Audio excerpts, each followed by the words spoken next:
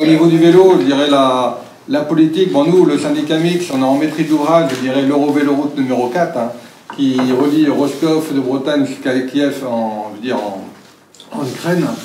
Donc c'est un projet européen, c'est un projet national, c'est un projet régional, un projet départemental, un projet local.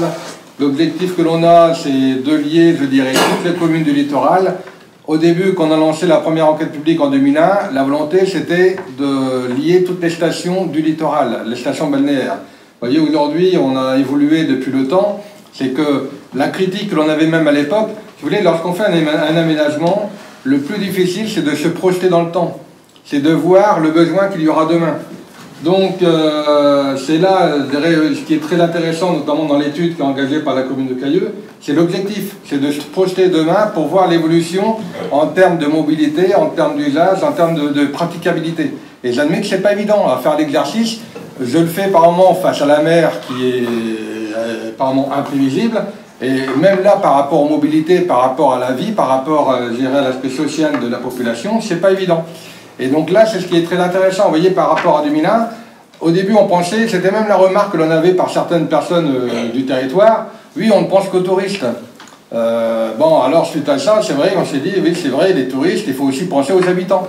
Donc là, aujourd'hui, par rapport à 2001, on s'est dit, ben, il faut que le vélo soit aussi une artère qui participe, qui fasse évoluer la mobilité des gens.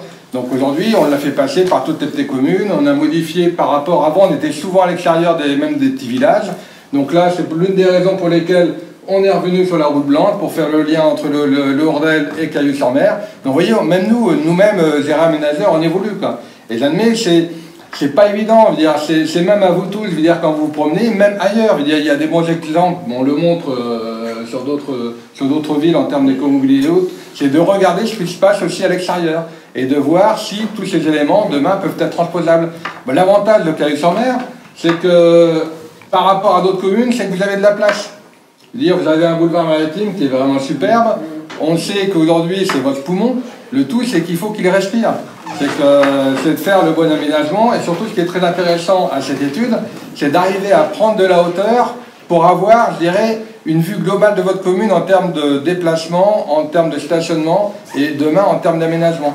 Tout en passant, en n'oubliant pas, c'est qu'il y a la mer qui est d'un côté, avec une certaine résilience des aménagements pour permettre, on le sait, aujourd'hui, ben, depuis que les 24 épis ont été aménagés, on sait qu'il n'y a plus d'eau aujourd'hui qui passe dans la rue du Mont-d'Orville. Hein, vous vous souvenez, à l'époque, il y avait pas mal d'eau qui passait dans cette rue du Mont-d'Orville.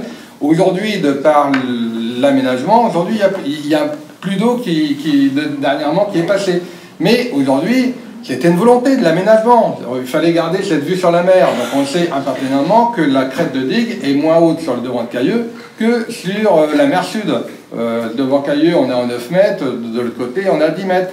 Donc aujourd'hui, il faut aussi aménager, je dirais, cet aménagement en résilience de façon à permettre, je dirais, une certaine perméabilité pour que les paquets de mer puissent s'infiltrer.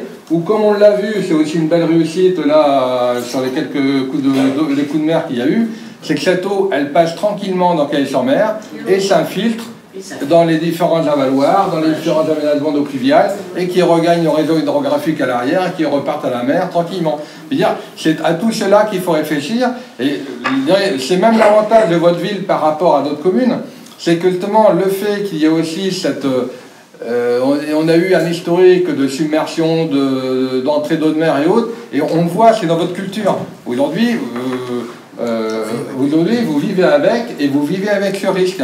Alors demain, il y a le côté mer, ben demain, il faut le voir aussi. Regardez, on entend, c'est même très intéressant dans les échanges, c'est que on dit oui, la voiture, c'est vrai qu'on a une politique des années 80 qui était au tout véhicule. On remarque aujourd'hui dans Cailleux, oui, c'est vrai que vous avez beaucoup de difficultés à vous déplacer à pied.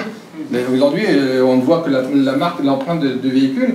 Donc, c'est vrai que pour demain, si vous voulez garder votre commune, aussi qu'elle ait une certaine attractivité qui fera l'économie de demain, dire le maintien de l'ambition de votre commune, c'est d'évoluer vers ce type de pratique de mobilité douce, le piéton, le vélo, l'organisation du stationnement. On a des exemples dans les communes environnantes. Bon, c'est vrai que la zone bleue, il y a du bon, du mauvais.